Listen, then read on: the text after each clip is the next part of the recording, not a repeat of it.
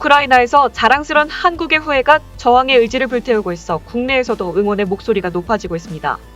고려인 출신 미콜라이우 주주지사인 비탈리 김은 러시아군에 맞서 결사항전의 의지를 불태우고 있는데요.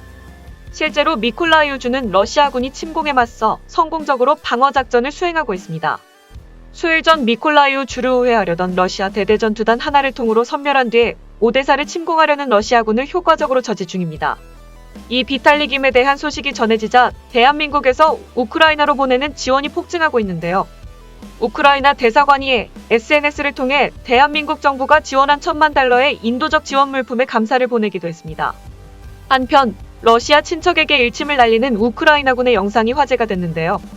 우크라이나군의 미콜라 콘드라츠키 중령은 러시아 안보위원회 부위원장인 사촌 아나톨리 버보르니에게 영상을 보내 가족을 욕되게 하지 말고 전쟁을 중단하라고 촉구했습니다. 그리고 우크라이나 못지않게 발러 기조가 강해진 나라가 있습니다. 바로 폴란드인데요. 폴란드의 수도 바르샤바에서는 한 트럭이 러시아 대사관 입구에 석탄 테러를 했습니다. 러시아산 석탄은 필요 없다는 문구와 함께 석탄을 쏟아부었습니다. 그런데 이것은 시작에 불과했습니다. 코카콜라, 펩시, 맥도날드, 스타벅스 등 초거대 기업들이 러시아 시장에서 철수 중이며 이에 따라 러시아의 고립이 심화되고 있는데요. 러시아 정부는 이 난국 해결하기 위해 우크라이나에 대한 공세를 강화 중이나 성과가 전무한 상황입니다. 현재 러시아군은 전력의 10%를 잃어버리는 큰 피해를 입었는데요. CNN은 현재까지 우크라이나에 침공한 러시아군 군사 자산의 약 10%가 파괴되거나 작동불능 상태가 되었다고 보도했습니다. 이는 지난주 통계인 5%에 비해 무려 2배가 늘어난 수치입니다. 한편 CNN은 우크라이나군도 비슷한 비율의 손실을 입었을 것이라고 덧붙였는데요. 하지만 이건 수치의 함정일 뿐 러시아가 대패했다는 말이나 마찬가지입니다. 수적으로 수배에 달하는 기갑부대와 항공기를 동원했음에도 손실률이 같다는 것은 훨씬 피해가 크다는 뜻입니다. 그런데 이건 사실 광장이 당연한 결과입니다. 손자병법 모공편에서 손자는 나고 주장했습니다. 하지만 러시아군 침공 병력은 약 20만 명으로 우크라이나의 전군과 동일한 숫자입니다. 장비의 수적, 질적 격차가 심하긴 했으나 우크라이나의 주요 거점을 점령하면서 우크라이군을 괴멸시키기에는 턱없이 부족한 수준인데요. 유일한 방법은 전력을 일점에 집중해 전선을 돌파하는 것뿐입니다. 하지만 러시아군은 우크라이나 군을 과소평가해 자신들의 군을 여럿으로 쪼갰고 모든 전선에서 진격 중이기는 하다. 공세 역량을 상실하고 있습니다. 그래서 러시아 국내에서조차 반전 여론이 강화되고 있습니다. 러시아의 한 청년이 루호비치에서 전쟁을 반대한다며 징병 시위소를 불태워버리는 일도 있었는데요. 하지만 이런 노력에도 불구하고 아직 러시아 국내에서는 정부의 선전에 따라 전쟁에 찬성하는 이들의 숫자가 상당합니다. 게다가 러시아 정부가 반전 시위대를 매우 강하게 탄압하고 있어 안타깝게도 러시아의 반전 여론에 의해 전쟁이 끝날 기미는 아직 보이지 않고 있습니다. 러시아가 결국 체르노빌 원자력 발전소에 손을 냈습니다. 3월 9일 밤 러시아군이 체르노빌의 전력시설을 차단했습니다.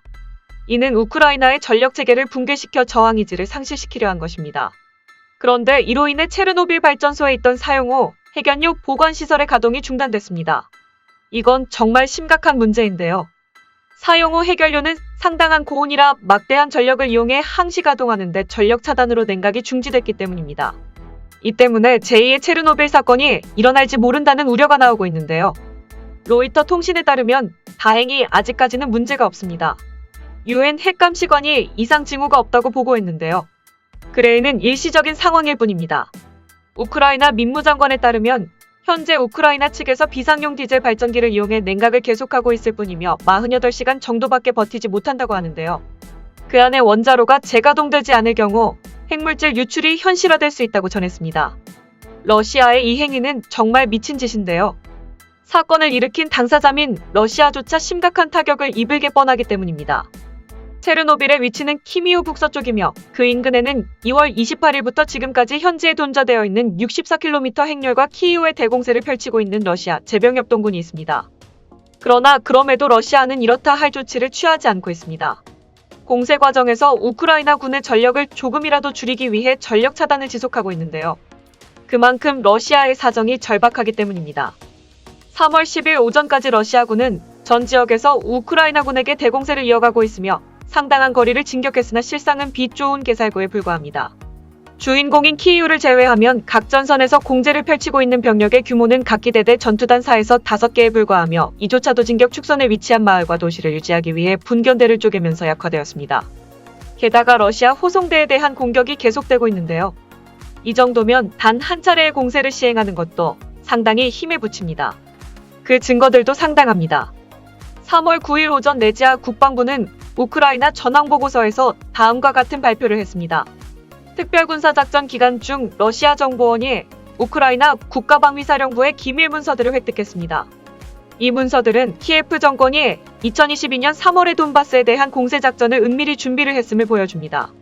정리하자면 우크라이나가 3월에 러시아를 침공할 준비를 했으며 이를 막기 위해 사전 대응에 나섰다는 이야기인데요. 패하고 있는 전쟁 상황을 숨기면서 이런 말도 안 되는 변명으로 일관한 것입니다. 3월 9일 오후 5시에 러시아 국방부 발표 자료에서 러시아군의 성과는 없었습니다.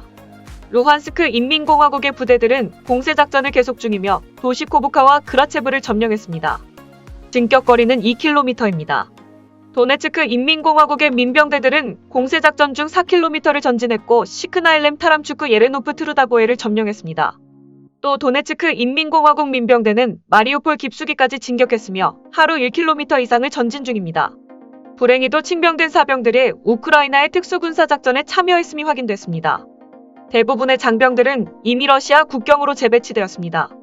일부 징병된 병사가 포함된 일부 장병들이 포로가 됐습니다. 현재 징병된 사병의 전투지역 배치를 막고 포로가 된 장병을 석방하기 위한 종합적인 대책들을 마련 중입니다. 그저 루한스크 반군이 2km 도네츠크 반군이 4km를 전진하며 몇몇 마을을 점령했다는 이야기가 다입니다. 이제 더 이상 거짓말을 할 수 없었는지 슬쩍 징집병이 전선에 동원되었으며 포로가 발생했음을 인정했다는 것 정도가 특이점이라 할 수 있는데요. 한마디로 정리하자면 러시아군의 공세 역량은 사실상 소멸했다는 게 군 전문가들의 중론입니다. 반면 우크라이나에 대한 서방의 지원은 더욱 커지고 또 빨리 지고 있습니다. 3월 10일 새벽 러시아군이 파기한 통신망을 대체하기 위해 일론 머스크가 제공한 스타링크 장비가 현지에 도착했습니다.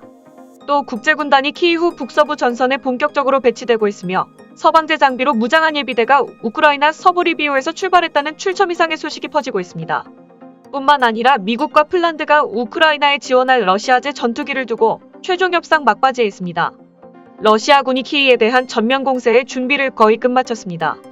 키이후 북서부 전선을 중심으로 다수의 제병협동군과 공수사단이 관측됐으며 심지어 무장경찰에 해당하는 국가근위군과 용병인 바그너 그룹까지 키미우 전선에 등장한 상황입니다. 그 중에서도 특히 눈에 띄는 것은 바그너 그룹인데요. 바그너 그룹은 표면적으로는 전역한 군이 결성한 민간 기업이지만 실상은 러시아가 해외에서 정부의 이름으로 할 수 없는 일을 도맡아 처리하는 중군사 조직으로 과거 시리아 내전에서 크게 활약한 부대입니다. 미국 국제전략연구소 CSIS에서 지난 2020년 4월 28일 이들에 대한 상세한 분석 자료를 유튜브에 공개하기도 했을 정도인데요. 그런데 그 영상이 상당히 충격적입니다. 한마디로 러시아 최정예 전력이란 뜻입니다. 이를 보면 알 수 있는 게 하나 있는데요. 즉 바그너 그룹이 전선에 나섰다는 것은 키이우 전선이 명백한 주공이며 러시아가 자신들이 동원할 수 있는 모든 수단을 총집결해 키이우 공략을 준비 중이라는 말이 됩니다. 이는 전황으로도 쉽게 파악이 가능합니다. 불과 3에서 5개 정도의 대대 전투단으로 우크라이나를 공격했던 이전 상황과 달리 이번에 투입될 키이우 전선의 러시아군은 최소 여단에서 4단 단위로 움직이고 있습니다. 더 쉽게 말해 이번 공격으로 우크라이나의 피해가 더욱 커질 거란 분석입니다. 최근 목숨을 잃은 우크라이나 시장 배우, 올림픽 메달리스트가 있던 곳이 바로 이 키이우 전선일 정도로 이곳은 양측이 첨예하게 대립하는 요충지입니다. 또 전문가들은 만약 러시아가 승리할 경우 발러 민사들에 대한 대대적인 숙놈과 항날이 벌어질 수 있다고 경고하고 있는데요. 이를 잘 알고 있는 우크라이나 역시 전력을 키이우로 집결하며 최후의 방어를 준비 중입니다. 폴란드 우크라 국경의 요지인 서부 리비우에 쌓여있는 서방의 지원 물자를 모아 새로 편제된 병력의 속속들이 키이우로 집결하고 있습니다. 따라서 앞으로 수일간 키이우 전선에서 벌어질 전투의 승패가 이 전쟁의 향방을 가르게 확실합니다. 그런데 아주 큰 변수가 있습니다. 바로 대량 살상무기 WMD의 사용인데요. 3월 9일 미국의 전쟁연구소 ISW는 러시아가 우크라이나에 대한 생화학 또는 핵공격을 위해 자국민에게 자작극을 벌일 수 있다는 첩보를 공개했습니다. 예컨대 핵물질을 러시아 시내에 고의적으로 유포한 뒤 우크라이나의 책임을 덮어쓰고 키이우의 전술핵을 쓴다는 것입니다. 이게 사실이라면 이는 정말 더러운 러시아의 수작인데요. 다행히 아직까지는 소문에 불과합니다. 만약 키이우 전투에서 우크라이나가 이번 총공세 방어에 성공한다면 어떻게 될지도 궁금해지는데요. 답은 간단합니다. 러시아 침공군의 완전한 경멸입니다. 키이우 전선에서 러시아군이 패한다는 것은 레이아 주력이 공격량을 상실한다는 것이며 지금 러시아의 보급용량을 고려했을 때 패배한 러시아군은 후퇴도 하지 못한 채 돈좌된 상태에서 섬멸당하거나 항복할 확률이 높습니다. 그리고 이렇게 되면 여유를 확보한 우크라이나군이 대대적인 반격에 나설 수 있게 되는데요. 키케야 한 부대당 인원이 1000명을 넘지 않는 대대 전투단 저덧으로 후방에 우크라이나 저항군을 남겨둔 채 무리한 진격을 감행한 남부와 동부의 러시아군은 절대 우크라이나 주력을 상대할 수 없게 됩니다. 다시 말해 우크라이나 군이 이번 키이우 전투에서만 이긴다면 세계 군사력 순위 22위 우크라이나가 세계 2위 러시아의 주력군을 완전히 전멸시키고 대승을 거둘 수도 있는 것입니다.